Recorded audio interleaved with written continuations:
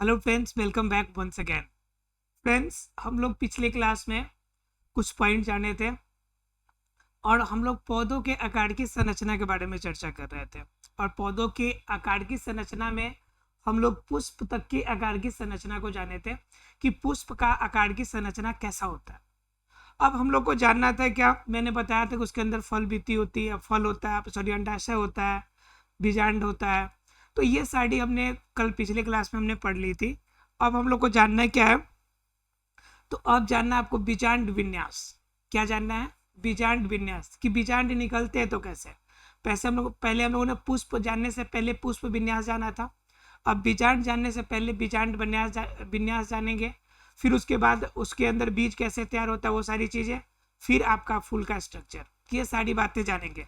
ध्यान रखिएगा, बीज कैसे बनता है इसकी क्लासेस हमने पीछे कर लिया, तो वो चीजें यहाँ पे भी नहीं पढ़नी। यहाँ पर पढ़नी है बीजांड विन्यास, मतलब कि बीज भी निकलेंगे तो बीज निकलने के भी कितने तरीके होंगे, उसके अंदर कितने प्रकार होते हैं, और किस किस तरह से बीज निकलेंगे तो किस रूप में जाने जाएंगे।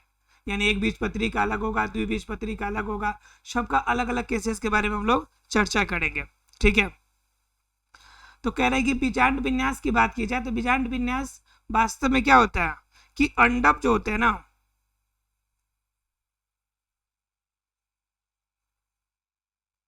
बीजांड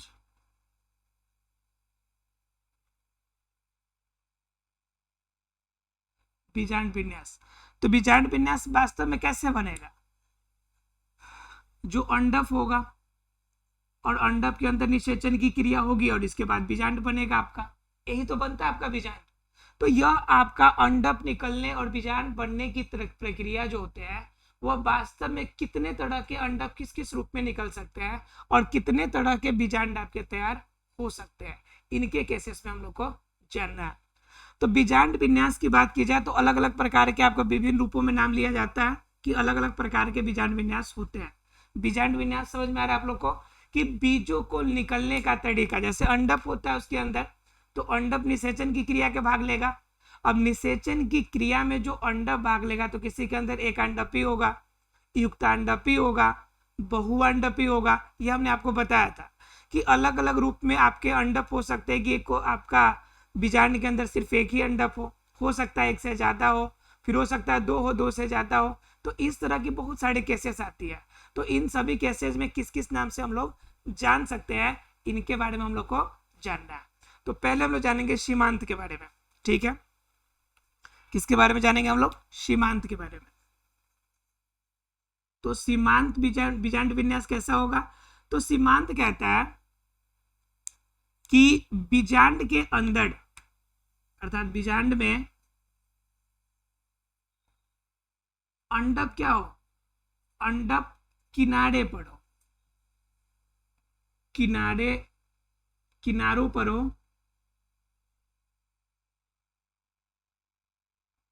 अंडक कहाँ हो, किनारों पर हो। माफ कीजिएगा एक मिनट। अंडक किनारों पे जब होगा तो उसे हम लोग क्या कहेंगे, तो उस केसेस को हम कहेंगे क्या, कि उस केस को कहेंगे हम लोग सीमांत, या फिर हम इसको दूसरे शब्दों में भी नाम जानेंगे हम लोग। ठीक है, दूसरों शब्दों में क्या कहते हो जान लीजिए आप। किनारों पर हो अर्थात क्या, इसे हम कह सकते हैं कि एकांडपी हो, एकांडपी हो।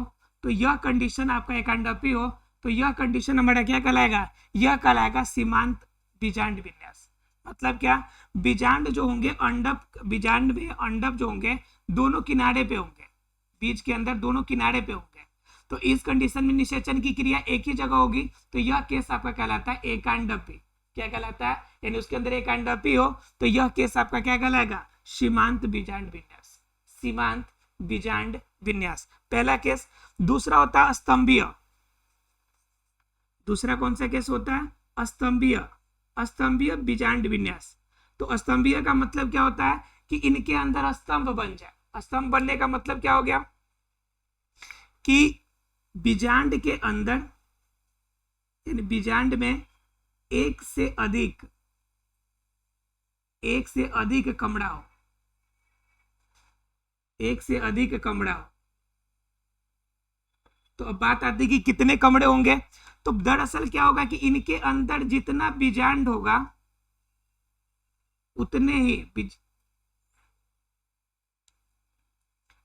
जितना बीजांड होगा उतने ही अंडक, यानी एक फल के अंदर जितने जितने बीजांड उतने क्या होंगे जी, उतने ही अंडक हो। तो इससे हम लोग क्या कहते हैं, उससे हम लोग कहते हैं स्तंभीय बीजांड विन्यास। मतलब बीजांड होगा, मतलब एक से अधिक होगा बीजांड, और एक केस रहेगा एक कि इसमें बीजांड की संरचना जितनी होगी अंडक की संरचना उसी अनुपात में होगी, उसी रूप में होगी, उतना ही होगी। तो एक स्तंभीय केस आ जाता है। लेकिन इसी का एक और केस आ जाता है जो इसमें चेंज कर देता है, उससे हम लोग कहते हैं भीतीय। तीसरा होता है आपका भीतीय। तो भीतीय वाला केस में क्या होगा कि इसमें भी सेम कंडीशन होगा, लेकिन थोड़ा सा अलग होगा कि बीजांड में एक से अधिक बीज होंगे, बीजांड में एक से अधिक अंडक होंगे।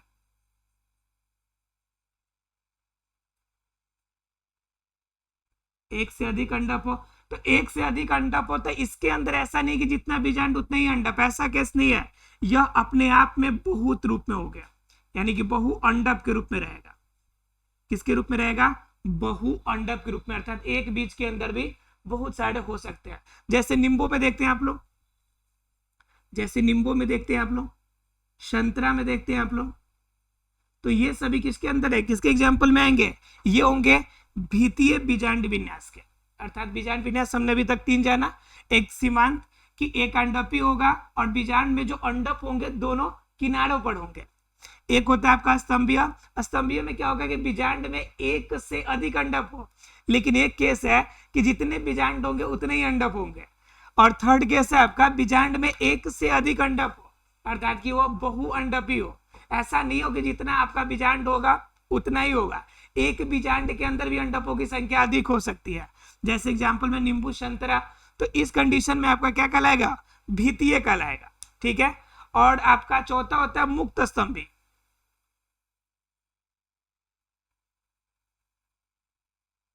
चौथा क्या होगा, मुक्त स्तंभी। तो मुक्त स्तंभी में क्या होता है कि इस अवस्था में केंद्रीय अक्ष के दोनों तरफ होगा, बीजांड में केंद्र अक्ष के दोनों ओर, अक्ष के दोनों ओर क्या मिलेंगे हमें, दोनों ओर हमें अंडक मिलेंगे। तो ये थर्ड केस है। तो इसे क्या कहेंगे, मुक्त स्तंभी। मतलब क्या कि यह मुक्त अवस्था में रहेगा, केंद्र में नहीं रहेगा, लेकिन केंद्र के चारों तरफ ये रहेगा। तो इसे हम लोग क्या कहेंगे, मुक्त स्तंभी। एक और पांचवा भी होता है, पांचवा होता है आधाड़ी। पांचवा कौन सा होता है, आधाड़ी। तो आधाड़ी किसे कहेंगे जी, तो आधाड़ी में क्या होता है कि इसके अंदर सिर्फ एक कमरा हो, सिर्फ एक कमरा हो, अर्थात कि बीजांड के अंदर सिर्फ एक कमरा हो। मतलब क्या, बीजांड के अंदर, बीजांड के अंदर केवल एक संरचना बने, केवल एक ही संरचना बने।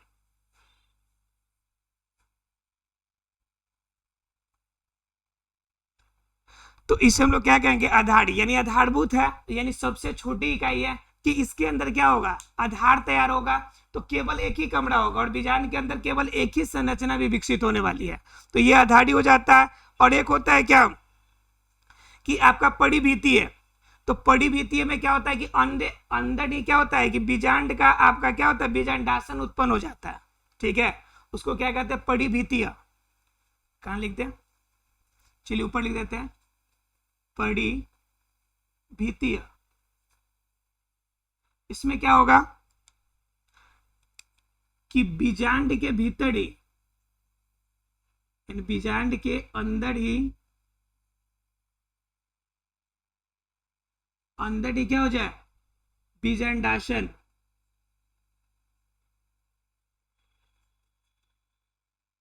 बीजांडासन उत्पन्न हो जाए, उत्पन्न हो। तो यह केस क्या कहलाएगा, परिभीतीय कहलाएगा। मतलब बीजांडासन उत्पन्न हो, कहाँ हो, तो ये आपके बीजांड के अंदर ही उत्पन्न हो जाएगा। किसके अंदर हो जाएगा? बीजांड के अंदर ही उत्पन्न हो जाएगा। तो इसे हम लोग क्या कहेंगे? परिभीतीय कहेंगे। क्लियर है आप लोग को? तो एग्जाम्पल की बात कीजिएगा तो कुमुदनी में होता है आपका सामान्य रूप से कुमुदनी, ठीक है। तो आपका बीजांड विन्यास के आधार पर देखा जाए तो टोटल कितने तरह के हो गए? 3, आपका टोटल 6 तरह के हो गए आपके क्या?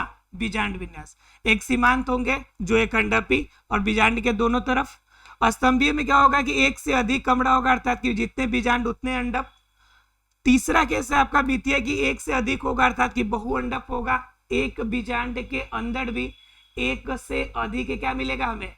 अंडप प्राप्त होगा, तो वह केस हमारा क्या कहलाएगा? बहुअंडप। यह केस आपका नींबू संतरा इन सभी चीजों में आपको देखने को मिलेगा। उसके बाद मुक्त स्तंभी क्या होता है कि बीजांड के केंद्र का अक्ष होगा और इसके चारों तरफ बिखरे रहेंगे। मतलब क्या कि यह मुक्त अवस्था में पाया जाएगा, तो मुक्त स्तंभी हो जाएगा। और आधारी का मतलब आधार होता है, सिंपल बेस होता है, तो इनके अंदर सिर्फ एक ही कमरा होगा, अंदर सिर्फ एक ही संरचना बनेगा और एक ही से आपका बीज तैयार होगा।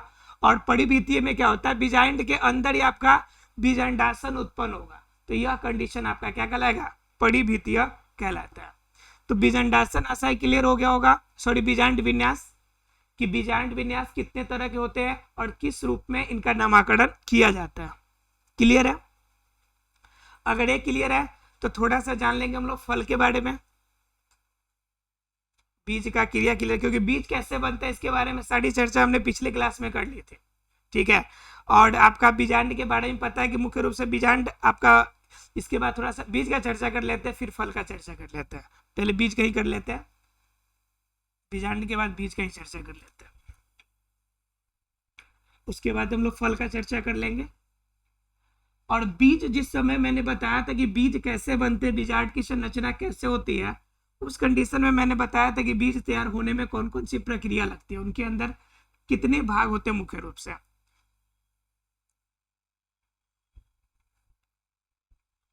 देखिए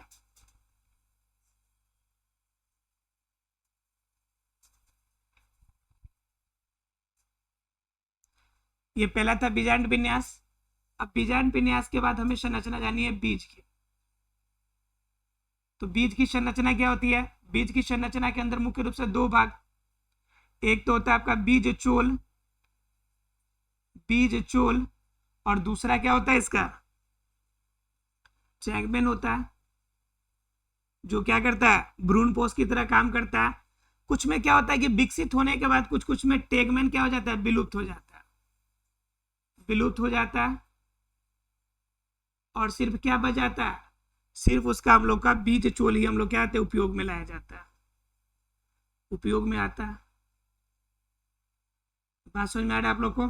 यानी मुख्य रूप से देखा जाए तो बीज के अंदर कितने भाग होते हैं? 2 भाग, एक बीज चोल और एक बीज। और इन्हीं बीज के आधार पे क्या होते हैं कि बीज आपका अलग अलग रूप में बटेगा। तो बीज के भी 2 रूप होते हैं, मैंने बताया था कि आपका मोनोकैटेलेडोन और क्या आपका डाइकैटेलेडोन। मतलब क्या? एक बीजपत्री और कितना? द्विबीजपत्री। ये 2 कैसे आपके? एक बीजपत्री के अंदर क्या होगा कि इनके अंदर सिर्फ एक ही बीज होंगे, और ये सिर्फ कुछ के अंदर सिर्फ बीज चोल ही होगा, जैसे धान का हो गया, धान का फसल हो गया, तो इसके एक बीजपत्री में आता है। द्विबीजपत्री में जाइएगा तो क्या मिल जाएगा? आम मिल जाएगा। दालें जितनी है सभी इसी के अंदर आ जाएंगी, ठीक है। तो ये आपका द्विबीजपत्री है, जो 2 बराबर हिस्सों में बट जाए। जिनके बीज 2 बराबर हिस्सों में बटे तो उसे द्विबीजपत्री, और जो एक ही बराबर भागों में कटे, मतलब तोड़ेंगे तो वह मतलब निश्चित आकार में नहीं टूट पाएगा, तो उसे हम लोग क्या कहेंगे? एक बीजपत्री, अर्थात कि मोनोकैटेलेडोन। और जो 2 बराबर भागों में बटे उसे डाइकैटेलेडोन। क्लियर है आप लोग को? तो बीज में ज्यादा कुछ जानना नहीं, बीज में सारी घटनाएं जो हम लोग जान चुके हैं, पीछे की क्लास में आपने जाना होगा। 11th है ना, सॉरी माफ कीजिएगा, 11th है, तो मतलब कि आपको 9th में और 10th में आपने पढ़ा होगा इसके बारे में। हालांकि आप जान लीजिए, अगर नहीं जानते हैं तो बीज चोल और टेगमेन जो होता है इसका मुख्य होता है भोजन को यानी बीज को पोषण देने के लिए आपका यही आपका टेगमेन और बीचोल आपका मदद करता है।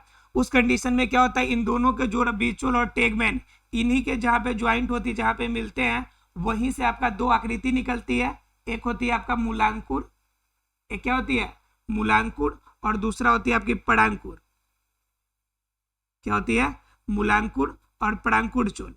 मूलांकुर चोल से क्या होती है, मूलांकुर चोल से जड़ें निकलती है, यानी कि मूल निकलती है। मूल का मतलब क्या होता है, जड़ें होती हैं।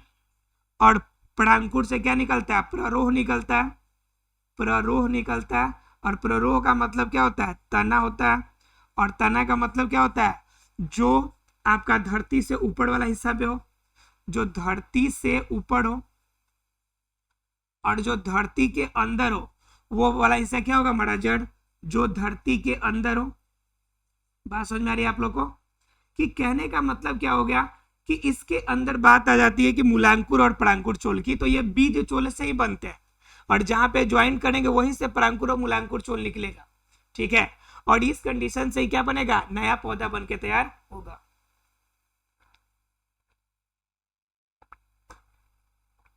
क्लियर है यहाँ पे। चलिए, तो बीज के बारे में तो आप लोग जान लिए, अब थोड़ा सा जान लीजिए फल के बारे में। ठीक है, अब बीज जान लेते तो बात आती है फल की। तो फल के अंदर क्या होता है कि फल के अंदर वास्तव में भ्रूणपोष होता है। फल के अंदर वास्तव में क्या होता है, भ्रूणपोष होता है, जो गुद्देदार बनता है। इसके अलावा क्या होता है, फल के अंदर भित्ति होती है। फल के अंदर क्या होती है, भित्ति होती है। और ये भित्ति भी लगभग कितने तरह की होती है, 3 तरह की होती है। एक तो होती है सबसे बाह्य भित्ति, सबसे बाह्य भित्ति, उसके बाद मध्य वाली, और सबसे उसके बाद आंतरिक भित्ति। आंतरिक भित्ति, ठीक है। सबसे बाह्य भित्ति जिनसे छिलका बनता है, ठीक है, जिनसे छिलका बनेगा। मध्य भाग से गुद्देदार हिस्सा बनता है, गुद्देदार या रस वाला हिस्सा। और आंतरिक भाग कहाँ पे रहता है, बीज के ऊपरी हिस्से पर ये लगा रहता है, बीज के ऊपरी हिस्सों के साथ संलग्न रहता है, संलग्न रहता है। क्लियर है आप लोग को।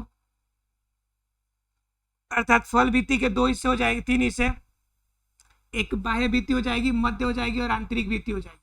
आंतरिक से बीज का आपका संलग्न आपका बीज का हिस्सा हो जाएगा। मध्य वाला हिस्सा से गुद्देदार जिसे हम खाते हैं, और छिलका जो बॉडी कवर हो बाह्य भित्ति के रूप में होगा। या फिर दूसरे शब्दों में कहें तो फल के अंदर आपकी 3 संरचनाएं बनती है। एक होती है सबसे बाहरी संरचना, जिसे हम लोग कहते हैं एक्टोडर्म, ठीक है। बीज की संरचना जिसे हम लोग कहते हैं मीजोडर्म, ठीक है। और सबसे आंतरिक संरचना जिसे हम लोग कहते हैं एंडोडर्म। क्या कहते हैं, एंडोडर्म। एक्टोडर्म का मतलब होता है सबसे बाहरी हिस्सा। एक्टोडर्म का मतलब क्या होता है कि फल का सबसे बाहरी हिस्सा, सबसे बाहरी हिस्सा, ठीक है। मीजोडर्म का मतलब होता है क्या, मध्य का हिस्सा, यानी कि मध्य हिस्सा, ठीक है। और एंडोडर्म का मतलब होता है सबसे आंतरिक हिस्सा, सबसे आंतरिक हिस्सा, ठीक है। भ्रूणपोष के जो आपका भ्रूणपोष में होता है सभी प्रकार के विटामिन पाए जाते हैं, सभी प्रकार के विटामिन पाए जाते हैं, ठीक है। इसलिए ये आपके फायदेमंद होता है। लेकिन क्या सभी प्रकार के विटामिन के अलावा एक टारगेटेड विटामिन पाया जाता है। टारगेटेड विटामिन का मतलब जिसमें जिसकी बहुलता हो। जैसे मान लीजिए कि आप नींबू खाते हैं, जैसे मान लीजिए आप क्या खाते हैं, नींबू खाते हैं, तो कंफर्म है कि इनके अंदर सभी विटामिन मिलेंगे, लेकिन बहुलता किसकी मिलेगी, विटामिन सी की। विटामिन सी इसमें ज्यादातर मिलेगा। उसके बाद अगर आप क्या खा लेते हैं, उसके बाद मान लीजिए कि जैसे आपका और फल में क्या खा लेते हैं आप, जैसे सेब खाते हैं, क्या खाते हैं, सेब। सेब से आपको प्रोटीन की प्राप्ति होती है, ठीक है। तो यह कंडीशन आपको बताता है कि आपका किस रूप में विटामिन होगा, यानी किसी एक चीज की अधिकता होगी। बाकी होने के लिए अन्य विटामिन अन्य पोषक तत्व उनमें शामिल रहेंगे, लेकिन उनके अलावा उनमें एक विशेषता पाई जाएगी। और बीज में क्या होता है कि बीज के अंदर लगभग सभी आपकी गुण पाए जाते हैं, सभी प्रकार के आपको पाए जाते हैं। आपको पता होना चाहिए कि हम लोग का जो शरीर है, हम लोग शरीर में जो भोजन प्राप्त करते हैं और जो हमारे शरीर में उपयोग होता है, इनमें से क्या होता है कि लगभग 6 ऐसे हैं आपके तत्व, 6 ऐसे तत्व है जिनका प्रतिशत मात्रा देखा जाए तो पूरे बॉडी में उपयोग लगभग 98% तक हो जाता है। लगभग 98% पार्ट जो होता है सिर्फ 6 तत्वों का होता है। अब 6 तत्व में जैसे कौन हो गया आपका, अब मान लीजिए जैसे कैल्शियम हो गया, तो कैल्शियम से आपके बॉडी की पूरी बोन बनी हुई है, तो समझ सकते हैं कि पूरी बॉडी का कितना बड़ा पार्ट हो रखा हुआ है। पूरे बॉडी के अंदर ब्लड सर्कुलेट कर रहा है, मतलब कि आयरन की मात्रा आपको उसमें जो पाई जाती है, तो देख लीजिए आयरन कितना ज्यादा उपयोगी हो गया। फास्फोरस कैल्शियम के साथ कॉम्बिनेशन बनाता है, तब आपका दांत और हड्डियां तैयार होती है, इंपॉर्टेंट है आपके लिए हो। तो इस तरह से कुल आपके 6 ऐसे होते हैं जो पूरी बॉडी का स्ट्रक्चर करते बनाते हैं।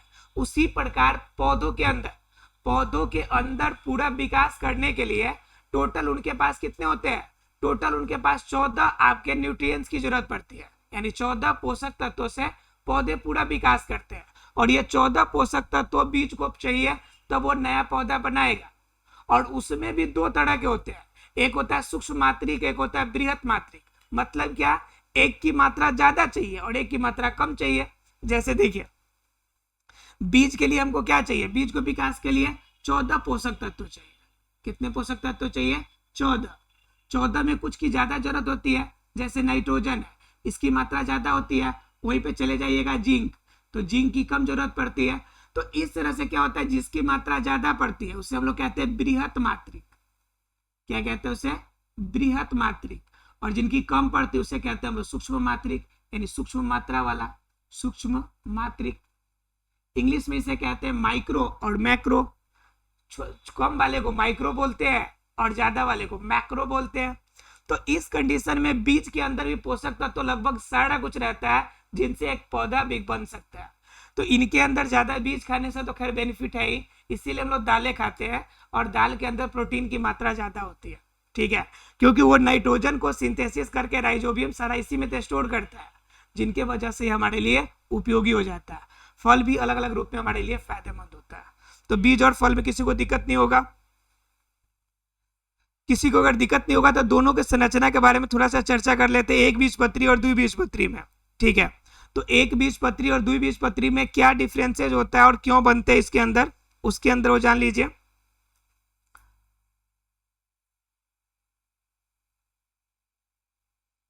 ये भी बता देते हैं। देखिए एक बीजपत्री और द्विबीजपत्री यहीं पे है। देखिए एक बीजपत्री के अंदर क्या होता है कि इसमें एक ही केंद्रक होता है, एक ही केंद्रक होता है, और उसी से क्या होता है कि आपका नया पौधा नया बीज बनेगा। और इसमें क्या होता है कि केंद्रक बढ़ जाता है और 2 केंद्रक बन जाता है, और सूत्री विभाजन द्वारा 2 केंद्रक बनता है, और दोनों इंडिविजुअल रूप से क्या होते हैं, 2 बीज का निर्माण करते हैं, 2 बीज पत्र बनाते हैं, ठीक है।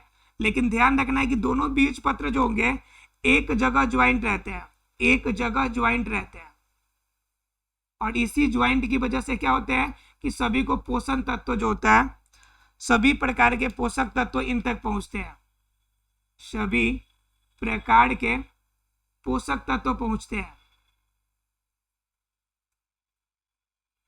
बात समझ में आ रही है। तो ये 2 केंद्रक वाले होंगे तो 2 बीज पत्र बनेगा, एक जगह पे ज्वाइंट होगा, एक जगह पे क्या होगा, ज्वाइंट होगा, और ज्वाइंट होने से सभी प्रकार के पोषक तत्वों का आदान प्रदान होगा। इसमें सिर्फ एक ही केंद्रक पाए जाएंगे, और एक ही केंद्र की वजह से क्या हो जाएगा कि इनके अंदर एक ही बीज पत्र बनेगा। अब ऐसा कंडीशन भी नहीं है कि इसके अंदर मूलांकुर और परांकुर चोल अलग होंगे। अब एक जगह पे जहां पे ज्वाइंट होगा, इसी ज्वाइंट वाले जगह से क्या होगा, इसका परांकुर चोल और मूलांकुर चोल निकलेगा, परांकुर और मूलांकुर चोल दोनों निकलेगा, ठीक है। परांकुर और मूलांकुर जड़े और तना जहां पे ज्वाइंट होगी वहीं से। जैसे आपने चना देखा होगा, चना का क्या होता है कि एक भाग पे थोड़ा सा नुकीला तरह निकला रहता है, तो वो नुकीला निकला रहता है वहां पे ज्वाइंट है दोनों का।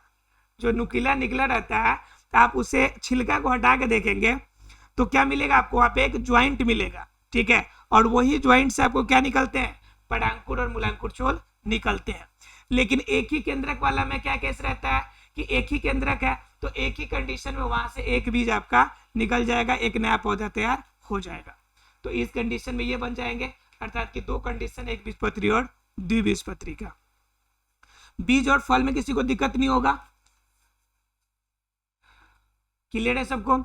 अगर ये सभी को क्लियर है तब हम लोग जानेंगे कि अब आवृत बीजी पौधों के हम लोग अब भागों के बारे में जानेंगे, ठीक है, क्योंकि उनके कुल उनके भी प्रकार अलग अलग रूप में है। अब मैंने एक बीजपत्री द्विबीजपत्री आपको बताया, अब एक बीज पत्री के कुल के अंदर भी आपको 3-4 प्रकार के आते हैं। जैसे मान लीजिए आपको पढ़ना ब्रोकेसी, मॉलवेसी। अब इनके अंदर किस किस प्रकार के आपके पौधे पाए जाएंगे, किस प्रकार बॉडी की संरचना होगी, उनका फॉर्मूला क्या होता है, सबसे बड़ी बात है फॉर्मूला। जैसे एग्जाम में कहीं पे आपको फॉर्मूला दे देगा, ध्यान दीजिएगा, K5C4 A2 G2, ठीक है, ठीक है, ये आपका फॉर्मूला दे दिया। अब बताइए इस फॉर्मूला से बताइए कि क्या है, ये फॉर्मूला हमें क्या डिनोट करता है? ये फॉर्मूला पूरे पौधे की डिटेल बता दिया, इतने ही से आपको, इतनी ही बातों से फॉर्मूला पूरा डिटेल बता देगा। हम बताएंगे आपको कल की कैसे बताएगा। अब देखिए ये जो चिन्ह बता रहा है ना, ये बताता है कि ये उभयलिंगी है। ये चिन्ह बताता है कैलिक्स पाइप, मतलब कि बाह्य दल पुंजों की संख्या कितनी, 5। C4 का मतलब कोरोला, अर्थात कि दल पुंज की संख्या कितनी, 4। और आपका आपका क्या कहते हैं, एग्नेशियम और गाइनेशियम, ठीक है, यह आपकी इनकी संख्या 2, यानी कि आपका मेल वाला की संख्या 2 और फीमेल वाले की संख्या 2, पुमंग और जांग वाली संख्या कितनी, 2-2। तो यह कंडीशन आपकी पूरी फॉर्मूला बताएगा। एग्जाम में ऑब्जेक्टिव क्वेश्चन आ जाता है कि बताइए कि इसमें कौन सा फॉर्मूला किस पौधे का है या किस फल का है।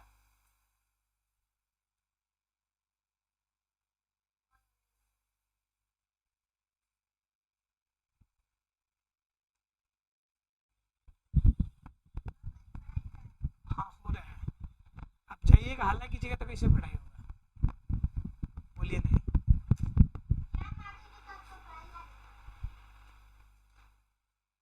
देखिए तो इसके अंदर क्या होगा कि इसके अंदर बातें क्या आ जाती है आपको कि अब क्या है कि इन फॉर्मूला एग्जाम्पल में दे देगा आपको, एग्जाम्पल के अकॉर्डिंग क्या हो जाएगा कि आपको उसमें बताना है कि कौन सा है इसमें, कौन सा नहीं है, कौन सा फॉर्मूला से आपका कौन सा आपका फूल बनेगा, फल बनेगा।